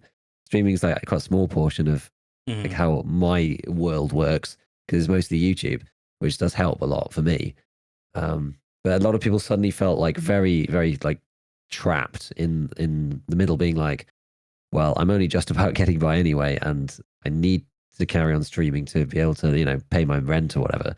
So I do sympathize and like, yeah, it's like, as you say, let's not like necessarily come after people just simply for streaming. If people are like on there being like, oh, defending BSG or whatever, like that's fine to disagree with them about those kind of things and be, Mm-hmm. if they're trying to say, oh no, the Unheard Edition is okay, blah blah. It's like you can disagree with those people. But you don't need to go and like vilify people who are like still streaming the game. They're not necessarily, as you say, they're not really adding to the bigger picture. It doesn't matter that much. Like someone's going to be on the platform streaming Escape from Tarkov. To realistically think that there is going to be zero streamers playing the game at all is not. It's just not rational. It's just not sensible. Mm-hmm. So like the big streamers not streaming is already enough of a protest, I think, for the community, because the numbers dip a lot. And as you say, Billy with 10, 20, 50 viewers, it's like, it's whatever, right? Yeah. So, yeah. I mean, even, yeah.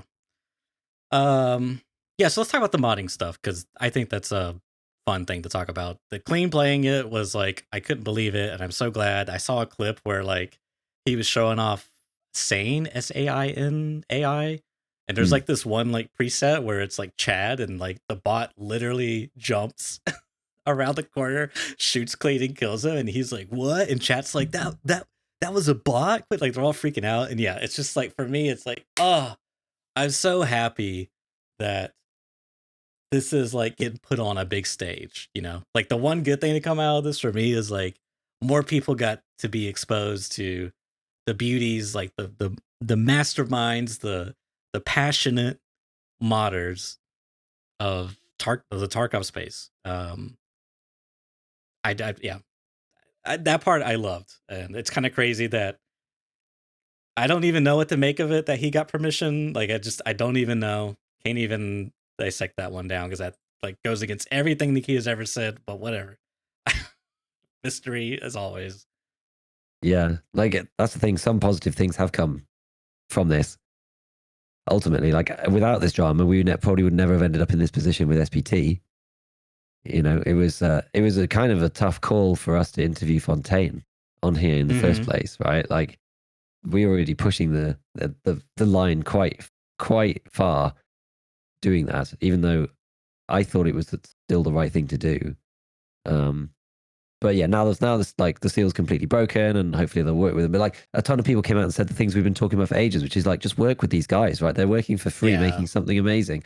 Like I know you can't just copy paste the code, and Fontaine said that, but like there's a way to make it work, right? You've got free labor force there to do something, even if you just use the ideas. You could hire them. You could use the ideas. I mean, God, like having played Cyberpunk and like learned how many of some of these like features were actually at one point mods, like very simple stuff, like with the radio, for example. You change the song and there's a notification that tells you what song, what station, and what radio is playing. Like that used to be a mod, which is like, you know, this seems like a whatever thing, but there's just, it's like, oh, and that mod, you can still find that mod up on Nexus, the Nexus website, and it's, you know, way out of date. It's absolutely obsolete, but it's still there as like a piece of history. And there's people in the industry who started out as modding and now, you know, got in to their job. I mean, it's a classic thing of, anyways, I could go on. So I won't, but I take that back. I will. I'm currently trying to get into Fallout New Vegas, right? And there's like so many mods to download, and there's so many bug fixes and stuff, and there's such like a love and passion for the game. This game is nearly 15 years old, Giga, and it's still getting mods today. It's just like, I just, and it makes me think that the reason why they were so hostile is because they did want to do this thing, because that's the only thing that can make sense, is sell a PvE mode. But then Nikita's always said they never want to do a PvE mode, and then suddenly PvE mode goes out of nowhere, and I just don't know what to make of it anymore, and I hate it. I hate the whole thing. It's gross. Yeah, it is. But if they ever get SP, you know, T mods, like if that actually ever happens, I'll eat my shorts. I can't believe it. I really don't believe it, but time will tell. Time will tell.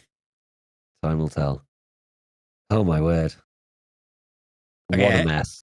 I have one more quick thing, and then we're gonna talk about Great Stone Warfare, because it's hot off the presses. So yeah, there's this post that I came across, and this is, you know, flashing signs, speculation, hashtag source, bro. I don't know if any of this is remotely true, but this person claims that it says, the original post is, I found a way to enter ongoing PvE raids and kill offline players you have 48 hours to correct the situation pertaining to EOD DLC or it goes live. This person's kind of like making these threats, right?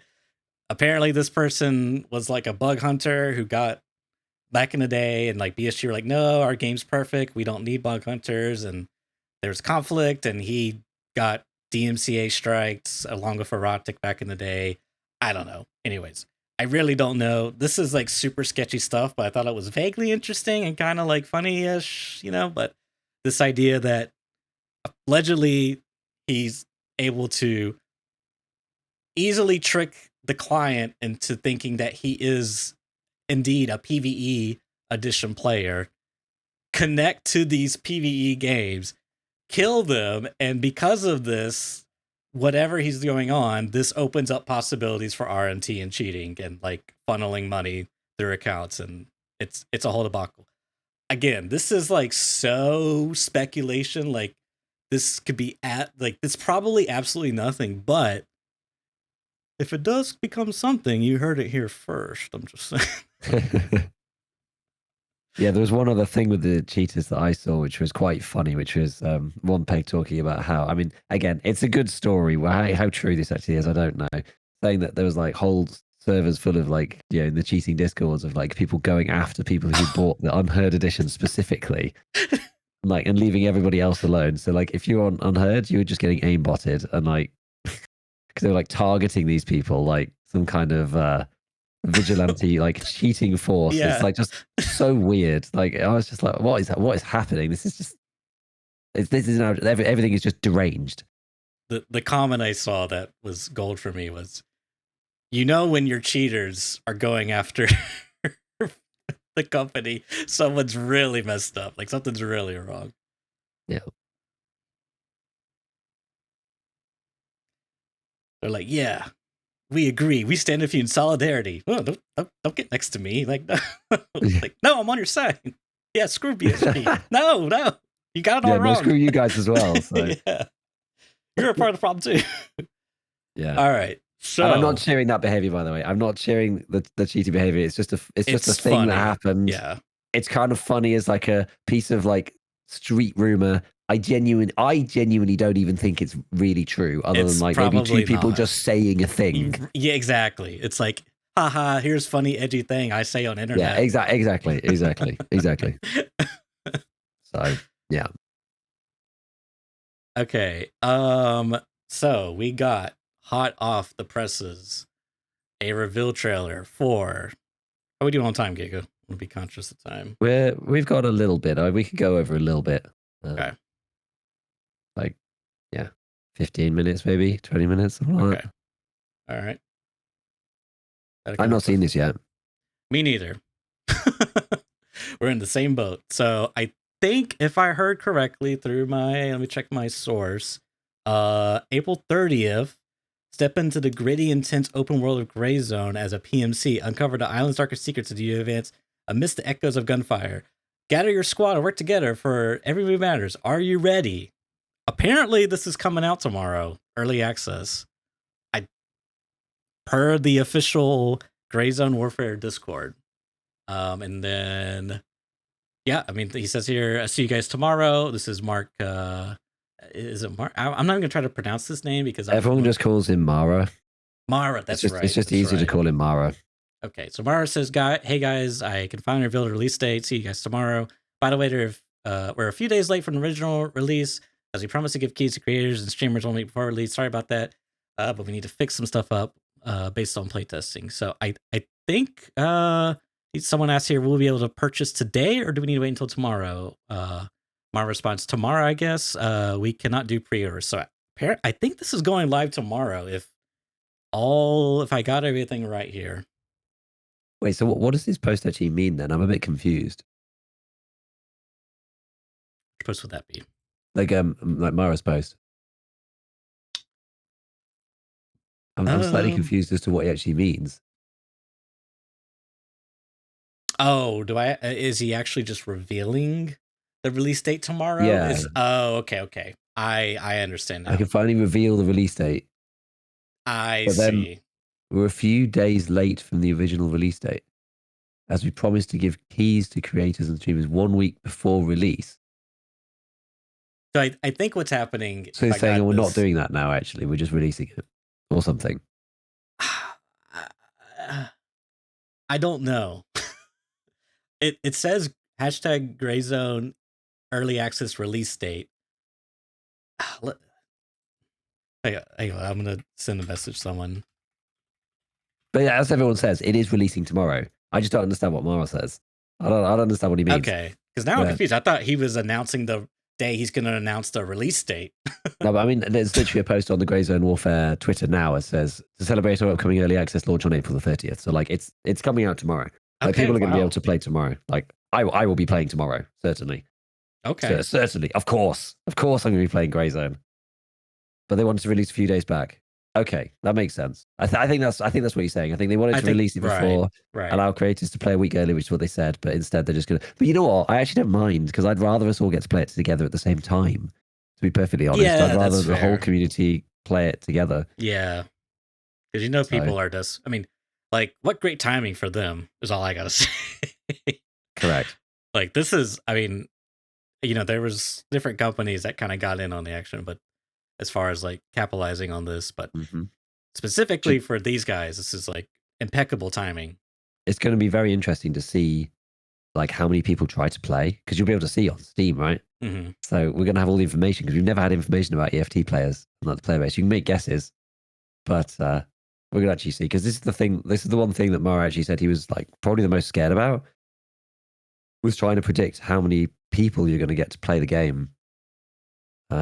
Like first off, he said on one of the interviews at some point that like the numbers coming out of games like Helldivers is just like truly terrifying as a dev because it's just such an extraordinary amount of people. Yeah. I mean, Helldivers, I love that game. Still trying to cook up an Among Us game mode to play with my friends, but I got to work out some details. There were some questions like, do I have to buy it for access? My understanding is that you have to buy at least the base package. I would imagine that's the case. I guess like some of this stuff came out over the weekend, so like we haven't spoken about this before. Mm-hmm. There's 4. Actually, you know what? This is interesting. Let me go on a little thread here. Sure. So there's 4 packages. So Grey Zone released the different packages that they're doing. There's the Standard Edition, Tactical Edition, Elite Edition, and Supporter Edition. Basically the same funding model as EFT. Mm-hmm. And there's a 2x2 container for Standard, a 3x3 container for Supporter, and you get like a bit of extra stuff. But that probably doesn't really matter so much. There's a bigger stash, a bit like Tarkov. It's very similar to Tarkov, actually, on this. And the packages range from $35, I think it was for Standard, up to $99 for Supporter. So it's cheaper than EFT. They said that that's going to go up as time goes on. This is like the cheapest it's ever going to be. I see. So get in now while you can type of. So that's kind of the incentive. Yeah. And I think they said that the Supporter one is only going to be available during early access. So, I mean, they obviously will have to keep that. Otherwise, they're going to get lynched as well. Like, but I reckon they probably will because these guys seem very open and transparent and want to try and do that. You seem more transparent. Yeah. It would be silly for them not to do that. But it is interesting because it does let you, I don't know, it makes you think some things about like how this stuff could work. Again, just responding to something in chat. Yes, you can upgrade from one edition to another. So you can buy Standard and then you can pay the difference. Like same as Tarkov, which is good. But Mari over the weekend posted something interesting saying, maybe I should send you this. Or I send this to you, Church, because we didn't talk about this before actually. He put this up on Twitter and it says, just showing some financial insights from the €35, which is the Standard account. After deducting taxes, Steam fees, and Unreal license, we end up with around 50%, which means €17. From that, we cover initial investment, server costs, and just basically a huge list of things that are expensive. Mm-hmm. And I asked him, are you concerned that a one-time payment for the game with microtransactions going to charity, which he said somewhere else on Twitter, is potentially unsustainable in the long term if the game is successful for 5+ years? Because I think it's a very valid question. Mm-hmm. Some other people said about like they could do a battle pass or whatever, so that it's not just game sales plus microtransactions. But I think the answer so far I mean, he responds to a couple of people saying there's room for cost optimization and considering price increases, which they said they were going to do. But it's a good question that, well, if most people have bought your high edition and then it were 7 years in, even if it's the game's, I guess you could just make another game at that point. It's not like, maybe it's a different situation because then you've not been in beta for like 15 million years. So maybe it's different and they'd make a different game. I don't know. But it was just, it was just something that was on my mind given everything that's going on with EFT. It's like, how does that funding model work when you've listed all those costs? All those costs are like monthly. And people pay you once for something that's recurring. Like, I don't know. Like, that circle should be squared. Otherwise, at some point, if you want the game to last forever, which it won't, but if you wanted it to last forever, you're gonna have a problem because it's like a Ponzi scheme, right? You need more people in at the bottom to support everything. Otherwise, the game folds. So, but I don't know. I think it's important to ask the question at least. I'm sure they've thought about it, but it's just it's just something to think about. Yeah, I mean, I think I can't remember where. Oh, I guess here, he says, additionally, I need to generate some profit, or I could be fired by my shareholders. I just wonder if there's because here's the thing about this business model, and I think why they did it. This is again all speculation. I am not a financial advisor, so screw anything I say. This is a proven model with Tarkov. And I think because it's one of these models where it's like you buy in early and you accept that you're getting some promises. You're getting that I'm promising you I'm going to finish the game. I'm promising you this is the vision of the game.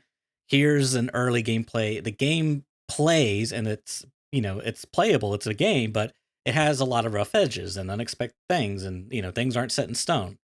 But it's at a discounted. You don't pay that full $60, $70, whatever. You get it at like a discounted price.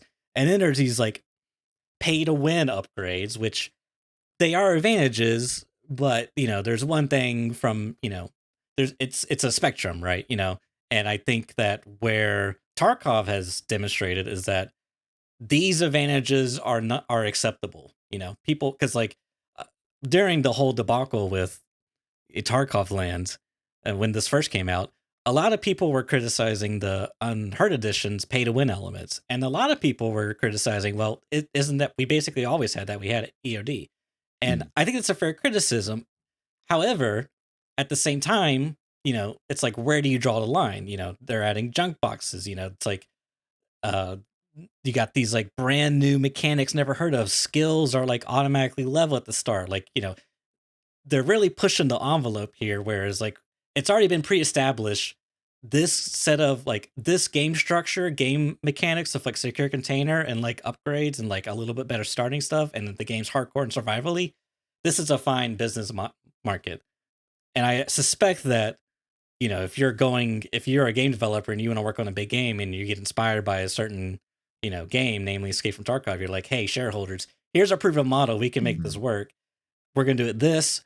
By the time the game comes out in early access, we'll get all this revenue. If things go well, we'll get these bills paid off, and then we can start making money as the game continues to grow and grow and grow. Which maybe, that's the case. And I think he said something about microtransactions in the future. I know he said charity stuff. I wonder how much that will change. We'll see. But I that's kind of my general gist I get from is like, this is a relatively, it's worked for them. It's probably going to work for other companies. Yeah, like I think it's fine. I think the microtransactions thing is almost like more problematic for me, just because I just think it's dangerous saying something like that on Twitter now. It's like the number of people retweeting BSG's like statement from 2017 being like, yeah, EOD means you'll never have to buy anything again.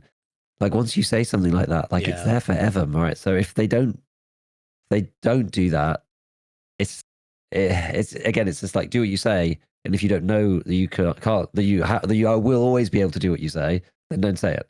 Like, I honestly think you should have just said like, oh yeah, potentially like some portion of it might go blah blah. I don't know. It was quite like clear cut that like all microtransactions would go to charity. I thought anyway. But, okay. I don't know. I just feel like you're sort of giving you've put the rope around your neck already, like waiting for the community to hang you at some point in years' time. like 5 years time Yeah. when you've forgotten about it, and then they go, hold on, but what about this? Like, I know it's a different situation, but I just like, I worry. This is the thing, I worry for them. I'm not trying to like hang them on it. No, I get you. I get you. It's like, yeah, just be careful for your own sake. You I know? mean, it could be a 5-year exit strategy. Maybe they Yeah, could be. spend however many years finalizing the game, and then they have a couple content patches afterwards, and by that time, maybe they suspect the hype will have fizzled out, or whatever. They don't have long-term plans. That could be it too. Who Yeah, who knows? knows, right? Like, these Yeah. guys are experienced at making games. They understand game life cycles. So, like, BSG's had this, basically, like, they did some stuff before, but they've got this one big project that's lasted for so many years. Whereas, like, these guys are already like an established studio that have built games that they've made money doing it. That they're just more experienced as to just the general cycle of how these things function. So presumably they know what they're doing. Time will tell. I hope they do. Do we have time to quickly highlight a few of these gray zone warfare? There was a discussion on the Discord that Mara hosted, and he did a Q&A where people sent questions. I got some stuff here. Do we have time for that, Giga? Yeah. I don't let's do it. Yet. Okay. Let's do it. So first up, loots. I'll just hit the ones that stick out to me, and you can follow up. So that was one of my complaints, was like there wasn't like things to loot, and so he addresses that. He also says money was easy to get. So they're gonna, over the time of early access, they're gonna rework the economy. We'll be adding items that are pure valuable, like sellables, like like we have in Tarkov, like the rare items, because they want to reward exploration. Early access is gonna be about the foundation. That's why currently the loot sparse. So it's gonna be something they're gonna have to develop over time, which makes sense. There's a line here about the AI being tanky, and they determined, it's like, absolutely, that's not what we want to do. It's a bug. We're like fixing that. So that's great.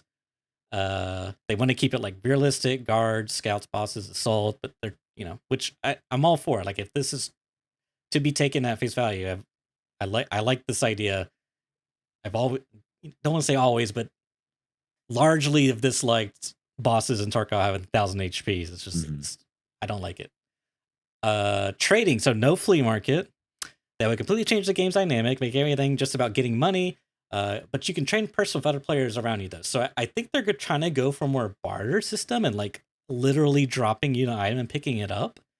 That will be interesting if it develops. I personally would like a flea market, not like an actual menu thing, but like a place, like a safe zone you can go to like drop your stuff and exchange. And like, I think that'd be cool, but maybe it would be better to not have that and have it more, spooky, scary, and uncertain. Maybe is this, this opens up issues about RMT. I'm not sure, but I'm for it. I like this. I do like the player trading, negotiating. It's a very fun side of the game, and especially making it about, not about purely money. I think that could be very interesting. So, just gotta check. Okay. So, we'll just skip that. So this was one thing: capturing camps to be used as a better spawn point. Camps have unique vendors. They want camps to be hotspots for PvP as factions try to take them over. So this is something I don't know if it's like concrete, but if it's like an idea he was like throwing around because people were asking about PvP or something. But he wants to have where there's like these outposts you get to capture, and they like reset. Like, ideally, it's like you wake up one day and you and your faction decide to go capture its outpost. It has a trader. It's like a better spawn point. Maybe it's like a fob or something, whatever. And then the following days you log back on and it's like gone. You got to recapture again. So it's kind of like gonna add replayability. I kind of think of it as like a Helldivers type of thing, where it's like, oh no, the Terminids are coming in on this sector. We got to defend. That could be an interesting aspect. That could be that X factor I was looking for. So I look forward to seeing how that develops. They talked about the sound. The mosquitoes will be loud if you're camping, if you stay in one place, but they're going to lower the volume of mosquitoes if you're moving, which I think is pretty funny. It's like an interesting, funny mechanic. But I like it. It's kind of funny. You sit still, the mosquito, you get punished. It's kind of interesting. Let's see. Faction radio. don't have much about that. If your fob's under, you'll receive a quest if your fob's under attack. Entire faction gets a quest to kill the attackers, which is I don't, I feel like there's a lot of potential with the factions, but that's for another cast. You already said that about price. He's really afraid of launch. He says don't buy it on launch because the servers will be poor, which is interesting. He's grateful for the support. Please be patient, 100%. Sure, at least we'll have problems, but they're working until you're fixed. That's kind of, I think that's the most stuff I got here for these notes. Shout out to my good friend Shishby for waking up in the morning and taking these notes on his phone while he's in bed and sending them to me. Yeah, like the stuff that I care about most out of all of this with Grey Zone is the things about having like enemy fobs that you can capture, like PV events on the map, like convoy, like whatever, stuff like that, because those are the mechanics that are going to make the game fun and interesting. And we talked about this before, but like it has to be something outside of the normal game loop of pick up Tarkov Star Quest, go do Tarkov Star Quest, come back to base and hand in Tarkov Star Quest. Like it's not engaging enough in my opinion. But like area capture and whatever, like those are the things that I'm really, really fascinated to see. I think that would be quite cool. There's I don't know where this has come from, but Friendly Guy has just posted on Twitter saying like, I think we all share concerns and hope Grey Zone isn't being rushed out because the timing's perfect for them. So we probably have an incentive to rush it a little early. But for sure. He said like, here's some feedback about the current build that is dropping tomorrow. So excited to dive in again. So from a tester who played a recent build, quoting what they said. I don't know where this has come from. I got it from Logical as well. So yeah. Okay, it's come from Rick directly. Okay, fine. So yeah, the AI don't just kill you through everything anymore, but it's still a challenge. No more memory leaks. Yes, I was getting proper crashes, from running out of RAM, which is crazy. Like actually just out of memory, and both Grey Zone and OBS would crash simultaneously, which was crazy. AI aren't stuck in the walls anymore because that was actually genuinely terrifying, especially down in like the D2 style bunker. I had an AI like literally sort of half in the wall and shoot me with a shotgun. Yeah, and I pooped myself on the spot. It was actually terrifying. Good hit reg, money's a lot more balanced, heli's a lot faster. This is quite okay. That's good. We talked about this, right? And I said, well, maybe it's necessary, and you were like, I don't know, but it's a real problem. So we'll see. Base rating seems a lot harder. Improvement on stamina. So yeah, look, we'll see how it goes. Sounds good. I'm excited. Like if I just have to sit and look at the loading screen all day tomorrow, then so be it. But whatever, we're gonna try it, right? Cool. I'm excited to hear how it goes. And I would like a good. I still would like something to come. I feel like Tarkov was a fun. Not to say that Tarkov's dead, but what it brought was fun, and I've always felt like there's like it's like so close, but there's like got to be something more. There's another innovation here. It's like it's not nothing's ever gonna be perfect, but yeah, I don't know. So I'm very excited to see the iterations. I think Arena Breakout is doing the early access. They're like announcing early access release date soon. I'm not too big on that one. I mean, you played the mobile version, yeah? I played the mobile version. It was quite I mean, the game's a clone, right? The game's a clone of EFT. It's got more quality of life stuff. So like, there's a map that you can zoom in and out on in the game that it shows you where the extracts are. Like, it's going to be very similar to like Lost Light, although I think it's going to be even closer to Tarkov than Lost Light is. Like, it's very similar. But the thing about it is that, again, it's come at a good time for them too.